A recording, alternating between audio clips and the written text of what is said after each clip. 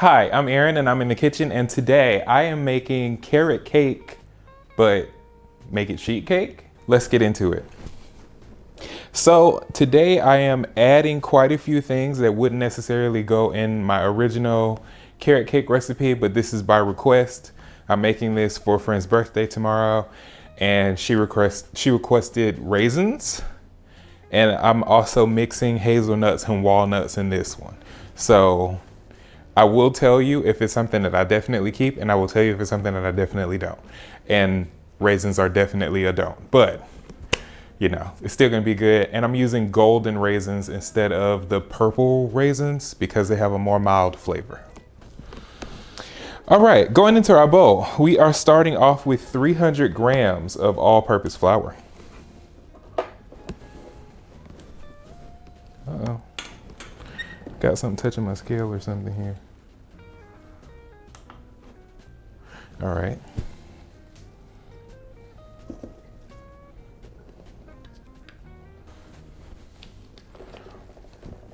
All right, next thing, going in with 7 grams of baking powder. If I get this open.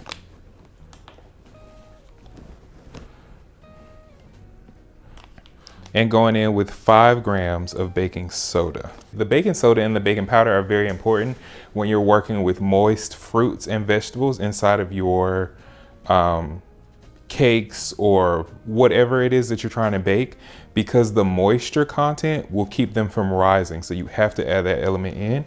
And if you are wondering, when I put carrot or fruit or grapes or tomatoes or whatever the case is inside of my dough, why is it not rising? That's why. Again, 5 grams of baking soda. Half a teaspoon of salt. I always use sea salt. This time I'm using fine sea salt. All right. Going in with 1 teaspoon of cinnamon. And then 1 teaspoon of ginger.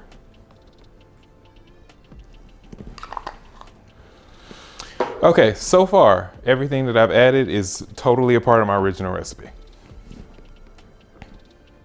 Okay, now I'm gonna go in with 350 grams of vegetable oil.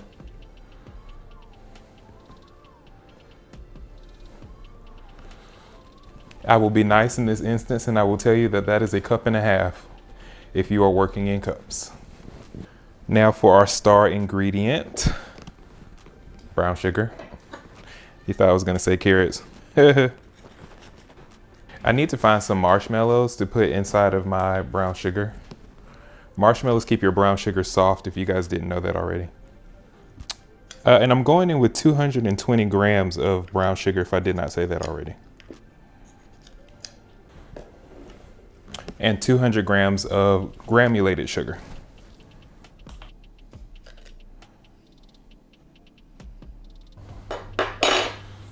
Going in with 4 eggs.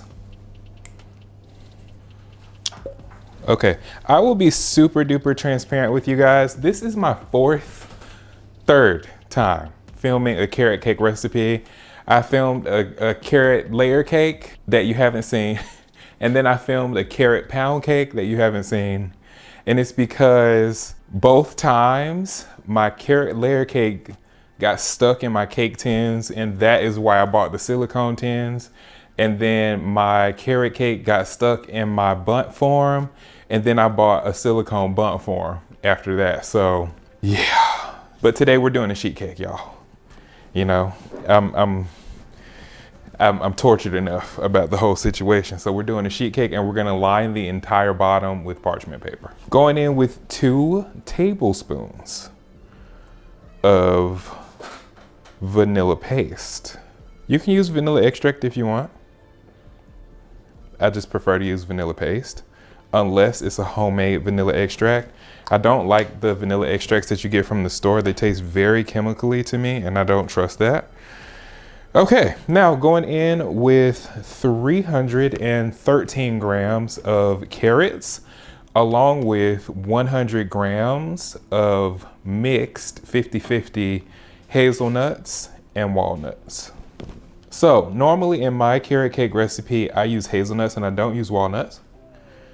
So the 50 grams of hazelnuts is a special edition. With the carrot cake, it's very easy to overmix your batter. So I am going to do this by hand today. Plus there's so many moist ingredients that it all just comes together really quickly and easily anyway. So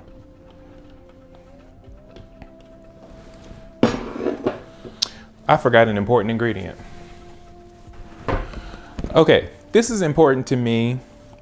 It's not necessarily something that you have to add to this, but it is a good addition.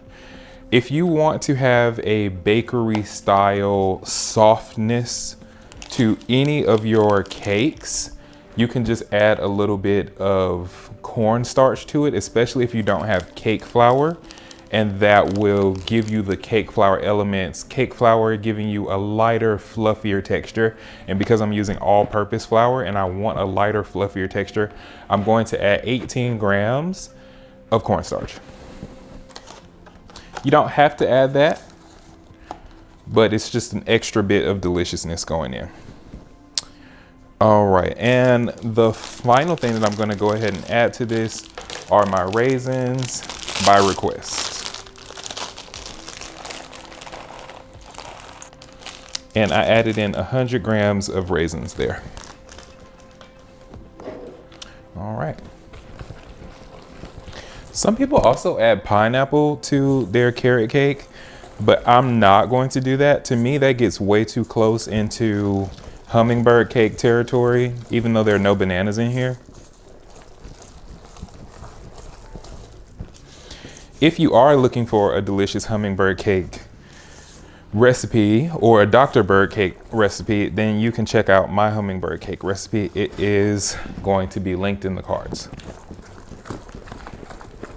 Okay, you see, just a couple of turns mixing here and everything is pretty much mixed. I'm just gonna scrape the bottom to make sure that everything's mixed on the bottom and drag that up to the top to make sure everything is mixed. And it looks like everything is mixed. I'm happy with that. I'm just going to give it a taste.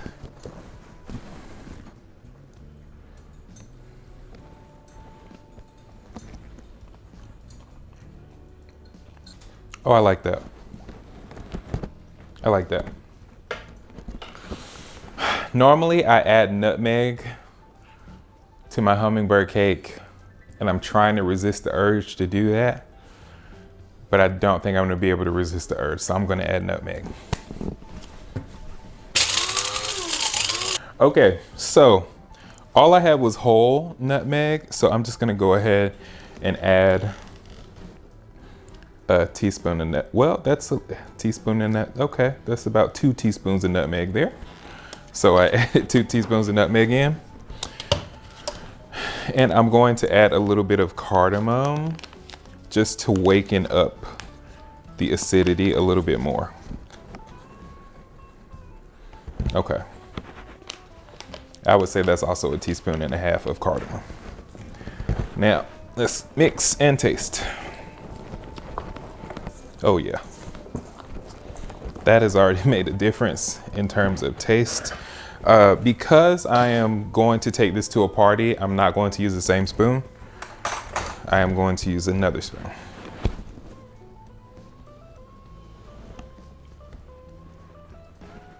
Ooh, now that, I can get behind that.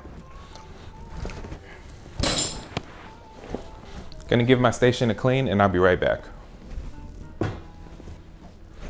Okay, and I'm back to line my 9x13, because that's what I'm using to transport this with parchment paper. I'm lining the entire thing. I just don't want to risk any part of this sticking. So I'm getting the imprint in there and I'm gonna fold down my corners inside of my dish.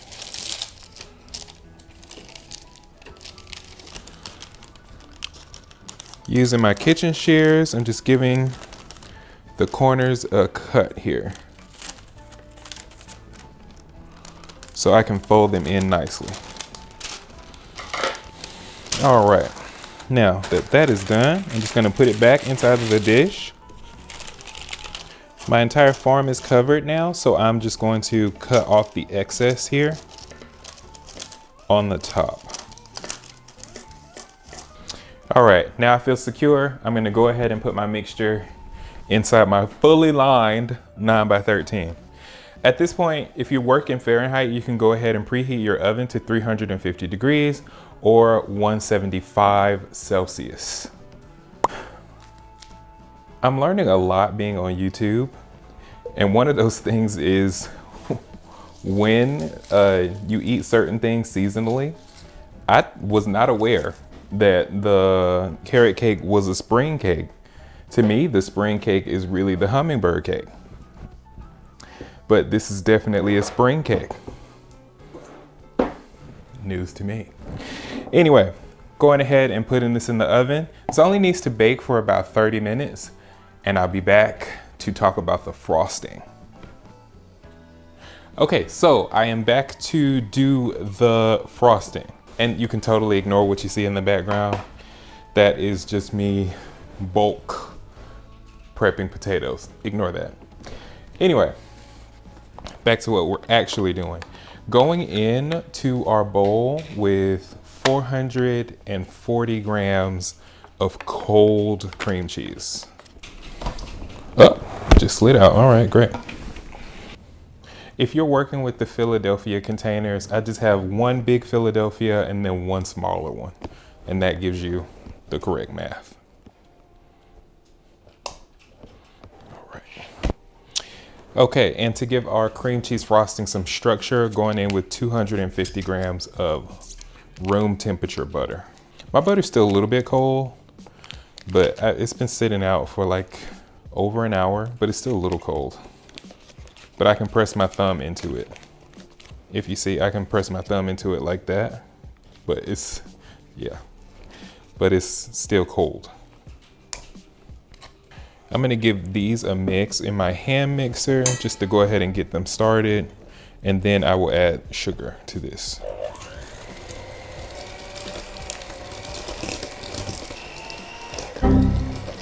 If you saw that, yes, my finger did just get caught in that.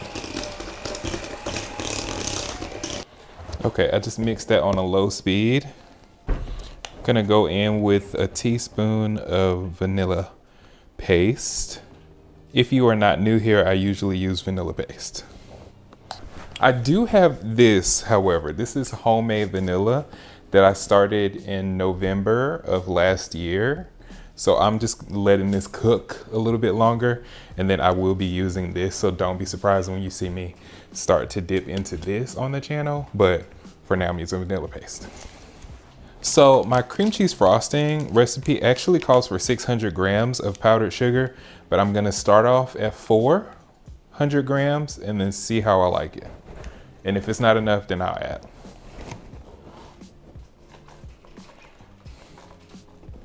Okay, right now I have 400 grams of powdered sugar in here, and let's give it a mix, starting our mixer on low.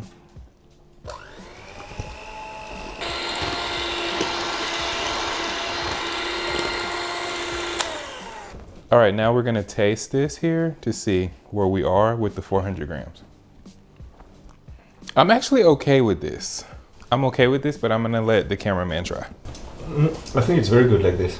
Okay, I'm perfectly happy with the 400 grams, and the cameraman is also happy with 400 grams, so 400 grams is all we're doing today.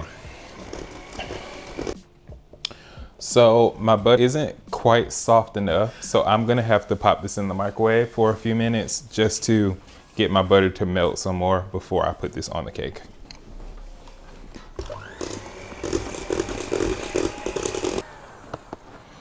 All right, now I have it at a texture that I really like. Because I had to put this in the microwave, I'm debating on whether or not I'm gonna chill this for a second. Let's see, I just wanna get the temperature of this. And it really tastes like cream cheese, yeah. That's good. So, Just gonna pour our frosting on top of this. Because we use an oil base in the cake is gonna stay moist, even though the cake is gonna have to live in the fridge because of the cream cheese frosting. But the cake is gonna be very, very moist straight out. If you used butter instead of oil in this cake, because of the cream cheese frosting, it has to go in the fridge. If you used butter, your cake would be so hard when you take it out of the fridge. So just think about that. If you have like a butter-based frosting or a cream cheese-based frosting, these dairy frostings, you really, it's up to you, but you really want to decide whether or not you want to use oil or butter if you have to put it in the fridge. You could use both. Definitely should skew more oil than butter though if you use both, but I used oil only.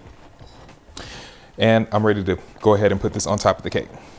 One of the things I love about sheet cakes, especially since decorating is, I'm a home cook, but I'm not like a house husband. So decorating the cake is not my forte.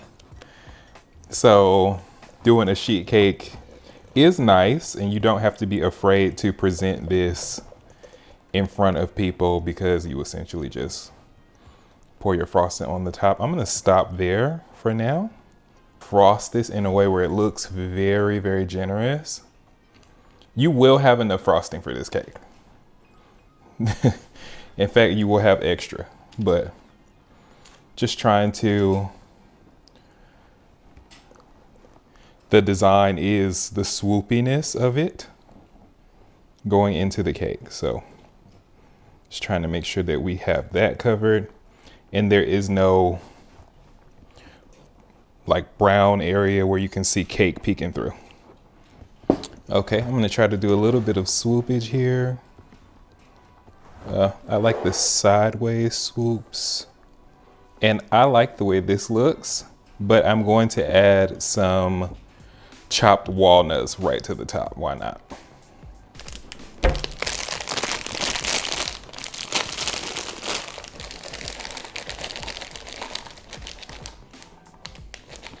Okay, now I'm just gonna roughly chop and generously chop some walnuts to cover the top. In pretty big chunks, just to let people know, hey, first of all, if you have a nut allergy, this is not the cake for you because it has, nuts right at the top. So just an easy way to let people know, if you have a nut allergy, this is not for you. Going ahead and giving you a trigger warning. And I'm just gonna sprinkle this all over the top here. Uh-oh. Soldier down.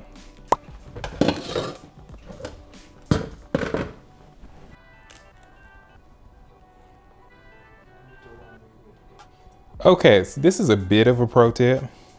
Because I'm taking one of my baking dishes over to someone else's place, and unfortunately I had to learn this the hard way, I am a big advocate for purchasing nylon knives so your baking dishes don't get ruined. Because unfortunately on New Year's, I took a dish somewhere and it has knife marks all in it, and it was a brand new dish and it's totally ruined. So nylon knives or any plastic knife that you like so it doesn't mess up your dish. But I am cutting out this first piece, which is awesome because now when I take the dish over to the party, I don't have to worry about the torture of watching someone else take out that first piece. All right, it did come eventually. And it looks like I don't have too much frosting on it.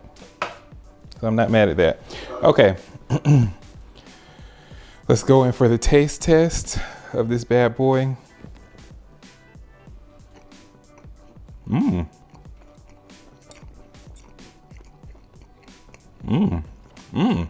Okay. Definitely a moist cake, definitely a soft cake.